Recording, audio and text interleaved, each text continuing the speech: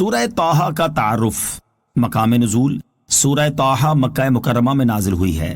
رکوع اور آیات کی تعداد، اس میں 8 رکوع اور 135 آیتیں ہیں۔ طٰہٰ نام رکھنے کی وجہ، طٰہٰ نبی کریم علیہ الصلوۃ والسلام کے مبارک ناموں میں سے ایک نام ہے، اور اس سورت کی ابتدا میں آپ علیہ الصلوۃ والسلام کو اس نام سے ندا کی گئی۔ اس مناسبت سے اس سورت کا نام طٰہٰ رکھا گیا ہے۔ سورہ طٰہٰ کے فضائل۔ نمبر 1، حضرت معقل بن یسار رضی اللہ تعالیٰ عنہ سے روایت ہے، حضور پر نور علیہ الصلوۃ والسلام نے ارشاد فرمایا، مجھے سورہ بقرہ ذکر سے عطا کی گئی ہے، سورہ طٰہٰ اور سورہ والطور حضرت موسیٰ علیہ الصلوۃ والسلام کی تختیوں سے عطا کی گئی ہے۔